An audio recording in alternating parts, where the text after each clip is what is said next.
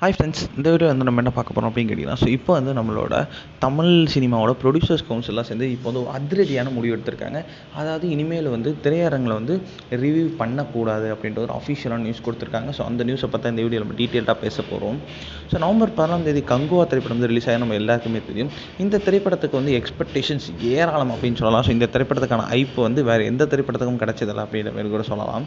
ஆனால் வந்து இந்த திரைப்படத்துக்கான ரசிகர்கள் செம்ம ஆவலாக போயிட்டு வந்து ரசிகர்கள் ரிவ்யூ கூறுறாங்களோ இல்லையோ, ஆனால் வந்து நிறைய பிரபலமான ஒரு யூடியூப் சேனல் இல்லை சேனல்ஸ் அவங்களாம் வந்து எஃப்டிஎஃப்எஸ்ல போய் பப்ளிக் ரிவ்யூ போய் கேட்டு அப்பயே வந்து நெகட்டிவ் ரிவ்யூஸ் நிறைய வந்து ஸ்ப்ரெட் ஆக ஆரம்பிச்சுது.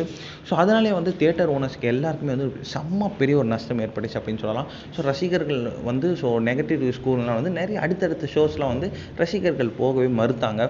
ஸோ நெகட்டிவ் ரிவ்யூஸ் கேட்டதுனால இந்த திரைப்படத்துக்கு போகணுமா அப்படின்ற மாதிரி ஒரு கேள்விக்குறி அவங்களுக்குள்ளே இருந்துச்சு. இப்போ வந்து அதனால் வந்து தமிழ்நாடோட ப்ரொடியூசர் கவுன்சில்ஸ்லாம் வந்து இப்போ வந்து ஒரு செம்ம அதிரடியான முடிவு எடுத்திருக்காங்க.